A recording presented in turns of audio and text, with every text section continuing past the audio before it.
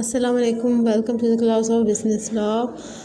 Today's our topic is difference between some specific kind of contracts. Actually, in lecture number 2, we have studied different kind of contract. Now we will see the basic difference between some specific kind of contracts. The first one is the difference between the white agreement and white contract. What is the basic difference between white contract and white agreement? First one is enforceability. White agreement is enforceable from the beginning. White agreement is white later on. हम already study कर चुके हैं. शुरू से white नहीं होता, शुरू में वैलिड होता है, बाद में कुछ स्पेसिफिक रीजंस की वजह से ये वाइट बन जाता है. तो स्टार्ट में ही इन्फोर्सेबल होता है. But void contract is enforceable when it is made it become unenforceable later on.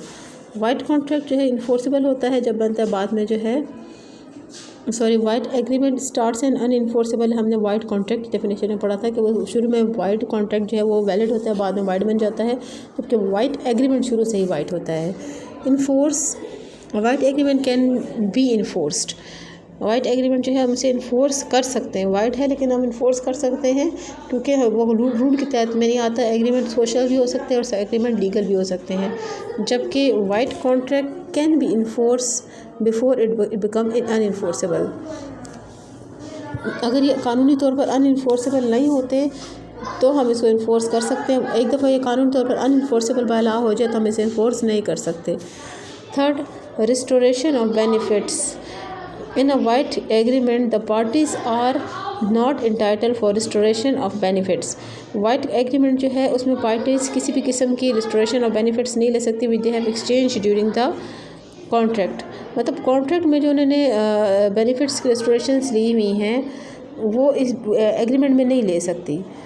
मतलब बेनिफिट्स हम लोगों ने रिस्ट्रिक्ट किए कि इससे ये फ़ायदा होगा, हम ये करेंगे. हम कानूनी तौर पर अगर ना करें तो हम केस कर सकते हैं, लेकिन वाइट एग्रीमेंट में ऐसी कोई सिचुएशन नहीं होती. The next one is the difference between illegal and white agreement. नाम से समझ आ रहा है इलीगल तो गैर कानूनी है, और वाइट का मतलब है कि कुछ उसमें एसेंशियल्स नहीं है. इलीगल प्रोहिबिटेड होती है, कानूनी के तो अलाउ नहीं होती, जबकि वाइट एग्रीमेंट प्रोहिबिटेड नहीं होती, कानूनी तौर पर अलाउ होती है. इलीगल पे पनिशमेंट मिलती है जबकि वाइट एग्रीमेंट पे पनिशमेंट नहीं मिलती. इलीगल नेचर वाइज जो है वो वाइट है, और वाइट जो है वो नेचर वाइज इलीगल का मतलब नहीं है, जस्ट वाइट है, इलीगल नहीं है. इलीगल का मकसद ही गैर कानूनी होता है, कानून में वो एक्सेप्टेबल नहीं होता, जबकि वाइट का मकसद गैर कानूनी नहीं होता. कोलेट्रल का मतलब है कि ये इलीगल है, नॉट इन्फोर्सेबल बाय लॉ है, जबकि वाइट इन्फोर्सेबल बाय है लेकिन लीगल है. इन्फोर्सेबल बाय लॉ जो है वो मतलब हो सकती है, इलीगल तो नहीं है ना, कम से कम बाद में इन्फोर्सेबल बाय लॉ बन सकता है, लेकिन इलीगल जो है वो कभी भी नहीं बन सकता. इलीगल में कोई पैसा नहीं दिया जा सकता, लेकिन हम वापस नहीं ले सकते. इलीगल है, गलत काम है, अगर कोई पैसा दे देता है बदला पीछे हो जाता है, वापस उससे क्लेम नहीं कर सकते, जबकि वाइट में हम क्लेम कर सकते हैं. Difference between agreement and voidable contract. Agreement तो वाइट एग्रीमेंट वो होता है जो मतलब वैलिड नहीं होता, और वाइडेबल वो होता है जो हम अवॉइड कर सकते हैं. वैलिड होता है लेकिन अगर एक पार्टी चाहे तो उसे ख़त्म कर सकती है. जैसे क्या,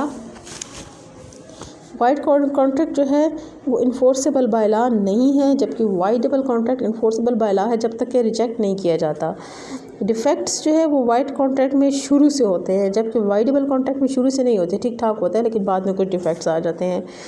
तीसरी पार्टी का इसमें कोई काम नहीं होता, जो चीज़ें ख़रीद रही है या इसमें कर रही है उसको कोई काम नहीं है, कोई हकूक़ नहीं है. वाइडेबल में थर्ड पार्टी जो चीज़ें ख़रीद रही है वो कंसिस्ट के अपने कुछ हकूक़ है और बीच में पार्टिसिपेट कर रही है. कंपनसेशन जो है लॉस की नहीं दी जाती, वाइडेबल कॉन्ट्रैक्ट में कंपनसेशन दी जाती है नुकसान की, क्योंकि शुरू में तो वो सही था लेकिन बाद में वाइडेबल हो गया. कोलेट्रल जो है मतलब ये इन्फोर्सेबल बाय लॉ नहीं है, जबकि voidable contract enforceable by law है जब तक कि अगला बंदा उसे वाइड नहीं कर देता, वो वाइडेबल है अभी तक.